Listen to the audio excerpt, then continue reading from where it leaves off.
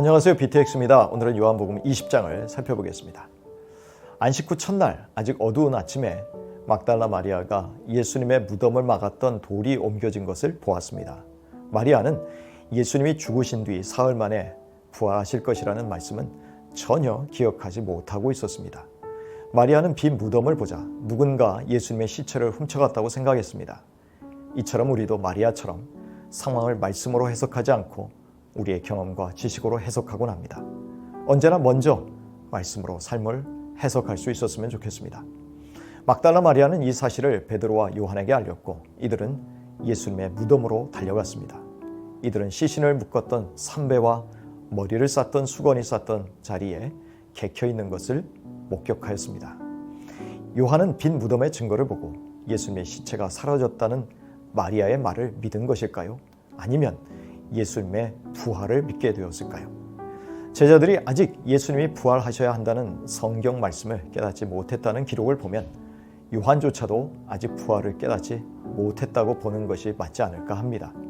그러나 요한이 예수님이 부활하셨음을 믿었지만 그 이해는 부족하였다고 해석할 수도 있겠지요. 두 제자는 다시 머물렀던 곳으로 되돌아갔지만 막달라 마리아는 여전히 슬픔에 잠겨 무덤 밖에 서서 울고 있었습니다.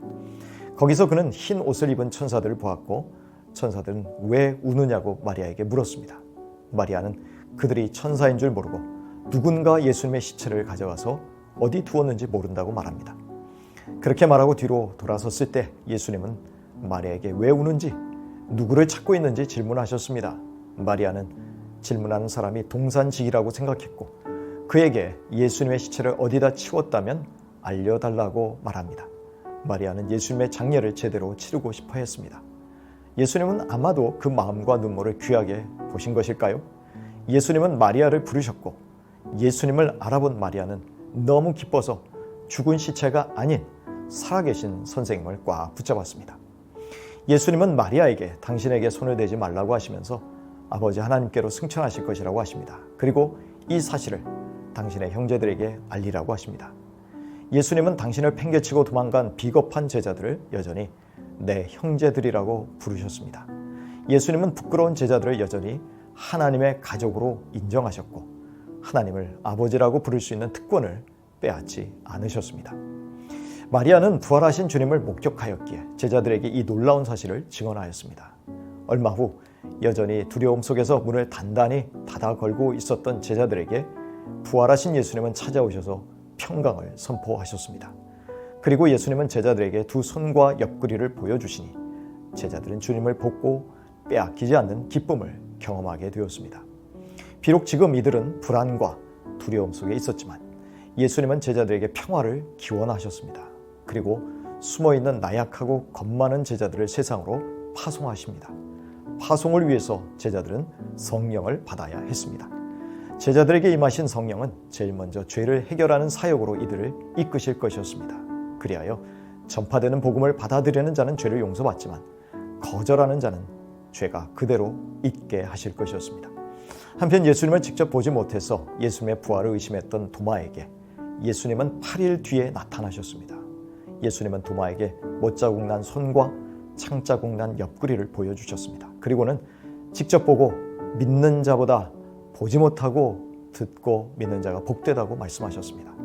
이때 비로소 도마는 부활하신 예수님을 나의 주님, 나의 하나님이라고 고백하게 되었습니다. 예수님은 제자들이 무슨 말을 하고 무슨 생각을 하는지를 이미 알고 계셨고 친절하게도 직접 나타나셔서 한 제자의 의심을 해소하여 주셨습니다. 요한은 예수님이 행하신 기적들이 많이 있었지만 예수님이 하나님의 아들 그리스도이심을 믿게 하는 데 도움이 될 수 있는 기적들을 선별하여 기록하였다고 말합니다. 그리하여 그 이름을 힘입어 생명을 얻게 하기 위해서 이 요한복음을 기록하였다고 그 목적을 밝히고 있습니다. 왜 요한복음에는 많은 기적보다도 예수님의 설교가 많은 비중을 차지하고 있는지 이해되는 대목입니다. 그리고 그 믿음을 갖는 것은 복받은 증거였습니다.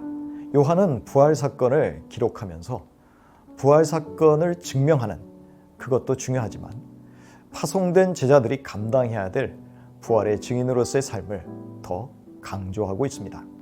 예수님은 오늘도 도마와 같은 저희들을 설득시키시고 성령을 주셔서 부활의 증인으로 살아가게 하십니다. 그것은 하나님이 맡기신 중요한 선한 일이 될 것입니다. 사도행전 2장 32절입니다. 이 예수를 하나님께서 살리셨습니다. 우리는 모두 이 일의 증인입니다. 디도서 2장 14절입니다. 그리스도께서는 우리를 위하여 자기 몸을 내주셨습니다. 그것은 우리를 모든 불법에서 건져내시고 깨끗하게 하셔서 선한 일에 열심을 내는 백성으로 삼으시려는 것입니다. 디모데후서 3장 17절입니다. 성경은 하나님의 사람을 유능하게 하고 그에게 온갖 선한 일을 할 수 있게 하는 것입니다.